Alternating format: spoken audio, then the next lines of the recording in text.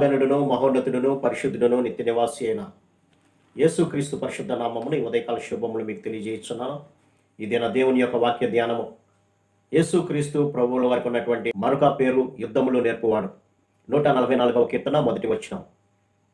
దేవుడు నిన్ను వలె నీ పొరుగు వారిని ప్రేమించు అని ఆజ్ఞించినప్పుడు మరి యుద్ధములు నేర్పాల్సినటువంటి అవసరం ఏముంది మనకి అనేటువంటి సందేహం అందరికీ కలగవచ్చు పిల్లలు. కానీ అపోస్తులైనటువంటి పౌలు 2వ కొరింథీ పత్రిక 10వ అధ్యాయము 3వ వచనంలో మాట్లాడుతూ, మేము శరీరదారులమై నడుచుకుంటున్నాను, శరీర ప్రకారము యుద్ధము చేయము అని అంటాడు. మరి శరీరదారులుగా ఉన్నప్పుడు శరీరపరంగా యుద్ధము చేయక ఇంకెలా చేస్తాడు అని కనుక ఆలోచన చేస్తే అసలు మనము ఎవరితో పోరాడుతున్నాము అనేది ఆలోచన చేయాలి పిల్లలు. ఎందుకంటే శరీరదారులందరూ కూడా మనకు స్నేహితులుగా సహోదరులుగా ప్రభు చదివించినప్పుడు వారితో మీరు పోరాటం చేయబాకండి, సహోదర ప్రేమ కలిగి ఉండండి అన్నప్పుడు మరి యుద్ధము ఎందుకు నేర్పుతున్నాడు ప్రభు అని కనుక ఆలోచన చేస్తే అసలు ముందు మనము పోరాడేది ఎవరితో అనేది ఆలోచన చేయాలి.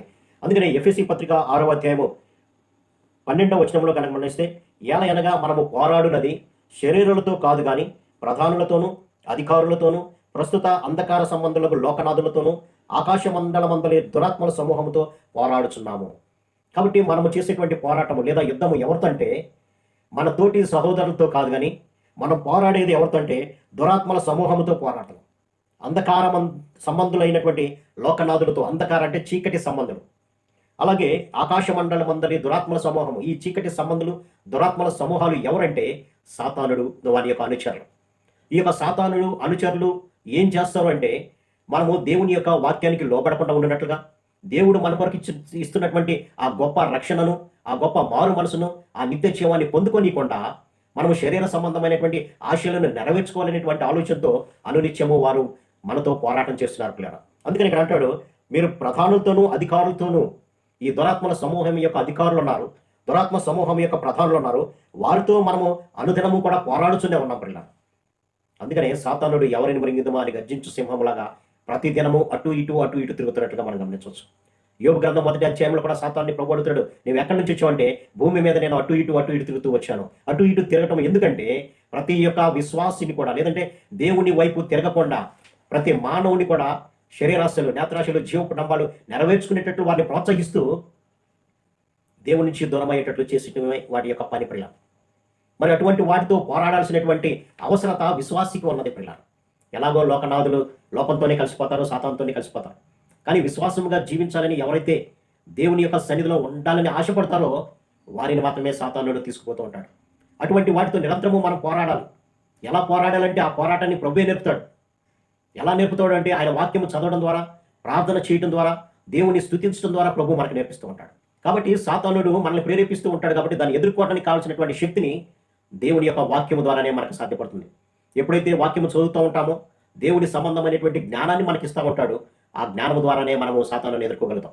ఎప్పుడైతే ప్రార్థన చేస్తూ ఉంటామో దేవుడు మన ప్రార్థనతో ఆయన శక్తిని కూడా మనకు కలుగు చేసి ప్రతి విధమైనటువంటి దురాత్మలను ఎదుర్కోవడానికి కావాల్సినటువంటి జ్ఞానాన్ని, శక్తిని ప్రభు ఇస్తూ ఉంటాడు. యేసుక్రీస్తు ప్రభువారు సువార్త సేవ ప్రారంభానికి ముందు 40 దినాలు ఉపవాసం ఉండి ఈ లోకంలోనికి రాక మునిపే సాతానుడు బయలుదేరాడు ఆయన యొక్క విశ్వాసాన్ని చెడగొట్టడానికి. కానీ యేసుక్రీస్తు ప్రభువారు దేవుని యొక్క వాక్యం చేతనే దానికి సమాధానం ఇచ్చి దాన్ని వెళ్ళగొట్టినట్లుగా మనం గమనించుకున్నాం. అవ్వ దగ్గరికి వచ్చాడు సాతానుడు. అనుదినము దేవునితో సంభాషిస్తున్నటువంటి సమయంలో అటువంటి దేవునితో సహవాసం కలిగినటువంటి స్థితిలో ఉన్నటువంటి వారినే ఈ లోక ఆశయాలను చూపించడం ద్వారా దేవుని నుంచి దూరపరిచినట్లుగా మనం గమనించుకున్నాం. కాబట్టి మనం పోరాడేది ఎవరితో అంటే దురాత్మల సమూహంతోనే. శరీర సంబంధమైనటువంటి మన సహోదరులతో కాదు కానీ ఈ లోక సంబంధమైనటువంటి అధికారులతో, దురాత్మల సమూహంతో, ఆకాశ మండలం అందరి దురాత్మలతో మనం పోరాడుతున్నాం. ఆ పోరాడేటప్పుడు మనకు కావాల్సింది దేవుని శక్తి మాత్రమే పిల్లలు. ఆ ఎలా పోరాడాలి అనేది దేవుడు మనకి నేర్పిస్తూనే ఉన్నాడు అనుదినము. ఆయన వాక్యము నేర్చుకోవడం ద్వారా యోసేపు యొక్క జీవితాన్ని గమనించినప్పుడు యోసేపులో దేవుని యొక్క వాక్యము ఉన్నది కాబట్టి సాతాను వేసేటువంటి ఆ శరీర కోరికలను అధిగమించి దేవుని కొరకు నిలబడగలిగినాడు పిల్ల. కాబట్టి మన జీవితాలు ఎలా ఉన్నాయో ఒకసారి పరిశీలన చేసుకుందాం. మనం ఈ లోకంలో అనుదినము పోరాడుతూనే ఉంటాం విశ్వాసాలుగా.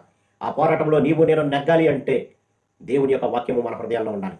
అందుకనే దేవుడిచ్చేటువంటి సర్వాంగ కవచాన్ని మనం ధరించుకున్నప్పుడు సాతాను వేసేటువంటి ప్రతి బాణం నుంచి, సాతాను వేసేటువంటి ప్రతి శోధన నుంచి మనం జయకరంగా ఎదుర్కోవడానికి కావాల్సిన శక్తిని ప్రవహిస్తాడు.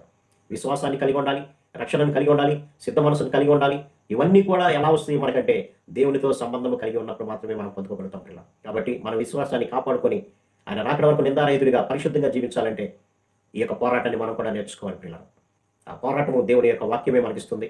ఆ పోరాట పటిమ ప్రభు సన్నిధిలో ఉండటం వల్లే సాధ్యపడుతుంది. కాబట్టి మనం కూడా ఆ పోరాటాన్ని నేర్చుకుందాం. సాతాను వేసేటువంటి ప్రతి శోధనని ఎదుర్కొందాం. అట్టి కృపా పరిశుద్ధాత్మ దేవుడు మనందరికీ దయచేయను గాక.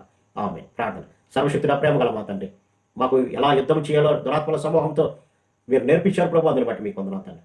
మీ వాక్యమే, మీతో ప్రార్థన చేయటమే, మీ స్తుతే ఈ సమస్త కవచాన్ని మాకు ఇచ్చి సాతానుని ఎదుర్కోవడానికి కావాల్సినటువంటి శక్తిని ఇస్తుందని నీ వాక్యం సెలవిచ్చింది నాయన.